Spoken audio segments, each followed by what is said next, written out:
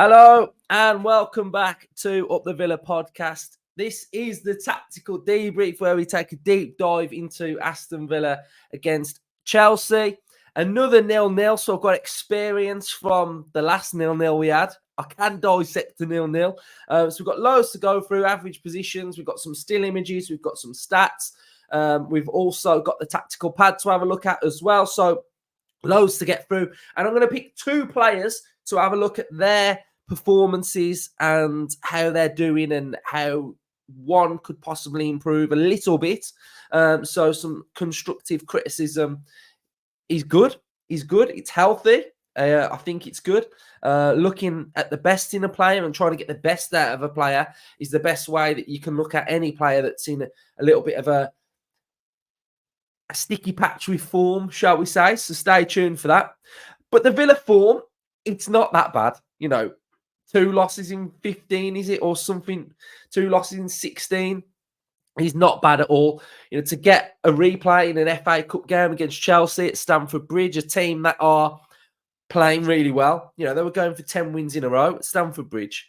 And they've sorted themselves out. They are pressing the Pochettino way, attacking really good. They look lively. They look a completely different team now to the team at the start of the season. So to get a draw and get a replay, I'm more than happy with that. It's a team that have coached really, really well. We didn't lose. We stuck in there. We had chances. So all in all, I think I'm okay with the draw. I'm okay with the performance. It's not time for me, especially, to get squeaky bum at Villa's form and get worried and think that we're not going to achieve this and we're having a mare and we're going to capitulate. And I'm literally nowhere near it. Not even the little scale hasn't even twitched a little bit. We're doing absolutely amazingly well, and I think we've just got to keep going. We've got to keep going. We'll find some goals from somewhere. We'll have a performance where we score a couple, and we're on our way again. Form starts motoring, confidence starts motoring. There's a maturity to the side, which I like. Couple of games ago, we don't keep no clean sheets, and now we've kept 2 clean sheets. So, it's just like that, isn't it? Football's like that. And I think, big game on Tuesday, do them over, and everything looks really good again. So if you have a little look at Villa's form, you're going back to, you got Chelsea draw, Everton draw, beat Borough, beat Burnley, lost to United, drew to Sheffield United. And then that's the worst of the form, really. A couple of draws. What is this life as Villa fans? I think we just got to keep going, really, and just stay positive. Beat Arsenal, beat City, drew to Bournemouth, beat Legia, beat Tottenham, beat Fulham, beat Alkmaar, lost to Forest there. So, 2 losses in, nearly 2 months is not bad. It's not bad from Villa, is it? I don't think it's not bad at all. So if we have a little look then at some of the stats from the game, we've got 43% possession, 13 shots, 5 on target. So we had more shots on target than Chelsea. 7 corners, which I thought we were quite creative at times with our set pieces. Free kicks, 12. Let's have a look at passing. 367 passes, 83% passing accuracy, which is down for Aston Villa. But that was all part of the Chelsea press. We've got dribble success of 63%. Long ball success, 55%. And we've got duels won 43 and aerials won 11. So, all in all, a decent game. But the main bulk of this episode is I'm going to highlight 2 players that I want to talk about. And the first one I want to talk about is Martinez. Debu Martinez is so good. So good. Those spider saves that he does now, those trademark World Cup spider saves are just incredible. He's so big and strong and imposing.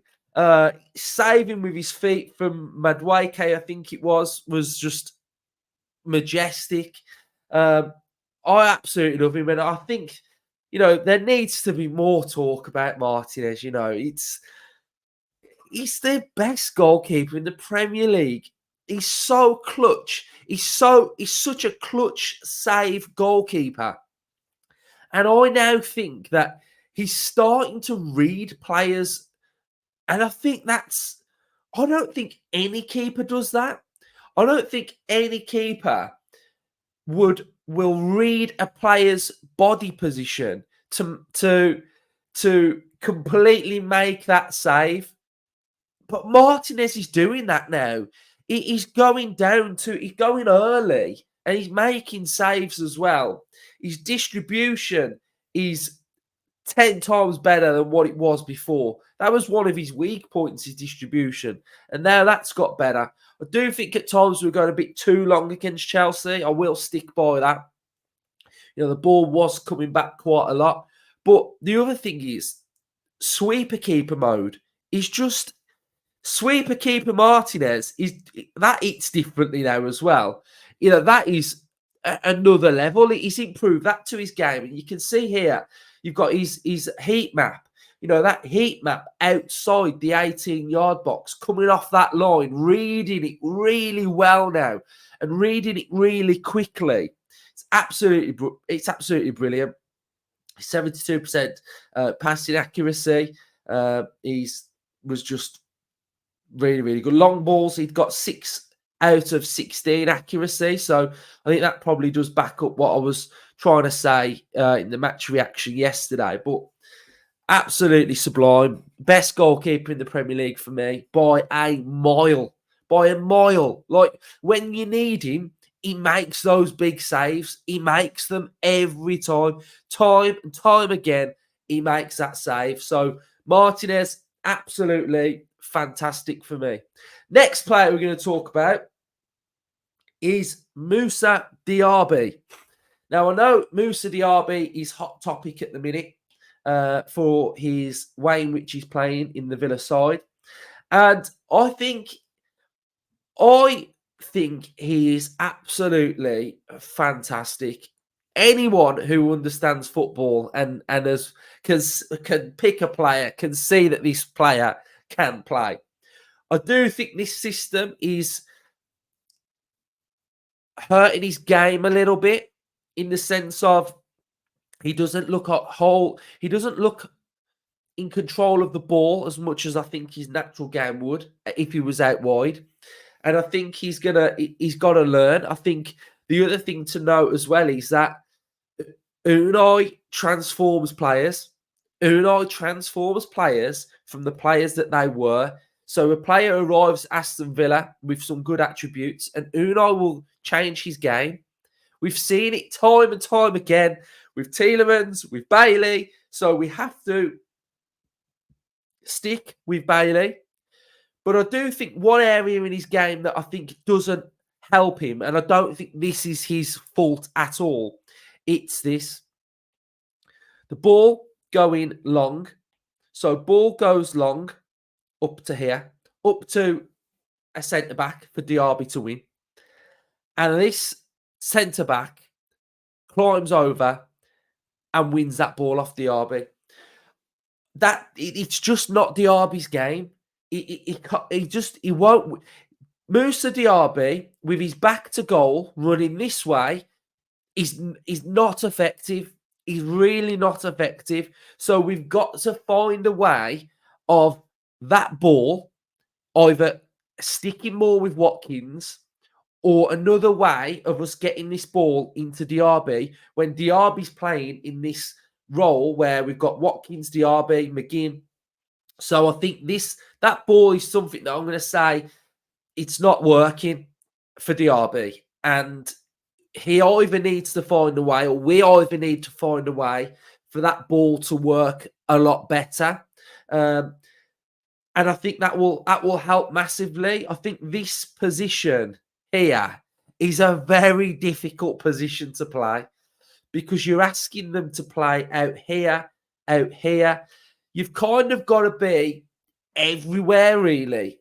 And you've got to have a bit more link-up partnership, I think. I think we need to have just a little bit more of a partnership with Watkins and Diaby for that to grow a little bit, and that's going to grow with time. So for me, I think I'm okay with his overall game. It's just that area that I'm personally looking at a little bit. Here we've got the average positions from that game as well. So, this is where every player was averaged on the pitch.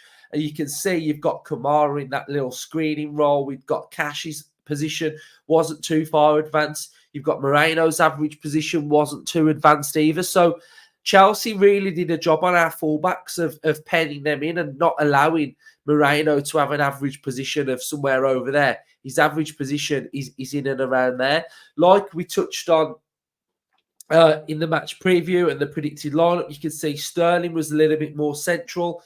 But I think with Chelsea's left back and right back issues before the game, you can see that their left back didn't really go forward too much either. So I think that was, one position to note as well. And then you've kind of got Caicedo in there on his own. And you've got Fernandez in there as well. So, so I think it was okay. We need to add another player in here as well, don't I? Haven't added a Chelsea player. So those are the average positions. And I think we managed to do quite well in central midfield as well. So I think central midfield, we did well. And it was okay. It was an okay performance. It was an okay game. But something I did pick up on, which I want to show you, not that one first. I want to show you this one first, where we're talking about Diaby. This is the best version of Diaby you'll get, with his head to goal, with the ball at his feet, dribbling at a player that's trying to jockey him. And this is where Watkins created, a real good chance. And this highlights the best of Diaby and where we want to see Diaby more. We want to see Diaby more in 1v1 situations. I want to see him not with his back to goal, running that way. I want to see him running this way, against someone like that. So I think that shows, the best part of Diaby's game. And, some good link up here would have been, nice to see a little bit more. So, that highlights the best of Diaby's game. Something that I thought Watkins did fantastically well was his hold-up. And you can see the difference here with Watkins' back to goal. He's a completely different player, and here he runs into sort of central midfield a little bit. We've got that ball into that area. You can see that Diaby's on that shoulder there as well. So, this was good from Watkins. And I think Watkins did have, a really good game. One thing that I do think we've got to improve on, and it's something that I've seen that we are suspect to a few times now. It's not the ball over the top. It's this reverse pass. This reverse pass at times is a bit of a problem for Villa defending. You can see Sterling's up against two players. He plays this beautiful reverse pass through to Cole Palmer, who, when Cole Palmer retrieves this ball, you've got Boubacar Kamara the wrong side of Cole Palmer, and Palmer's able to put a ball into that area there. And then we saw it again in the second half, another reverse pass, which means that Cash is the wrong side of the Chelsea player. And then the Chelsea player can get a sort of a free cross into the box unchallenged. I think we've really got to look out for those little reverse passes. And I think that's just something that we just need to work on a little bit when defending, really. So all in all, I think it was a decent performance. And I think we just need to grow a little bit now with a bit of confidence. We need a big performance against Newcastle, and we need to score some goals, win a game, and everything's looking really, really good again. So the draw's going to be interesting. We're in the 5th round draw, so we will be going live on Sunday for the 5th round draw. So come and join us for that. We've got a big episode out tomorrow. It is fantastic. It's so good, right? The guest is amazing. And like I said, if you didn't watch the live stream yesterday, I'm trying to take the channel further and push it further with more guests, with more interesting content for you guys, for content that you will gain something from. So, Kieran Maguire learning about Villa's finances, even like dumbing it down.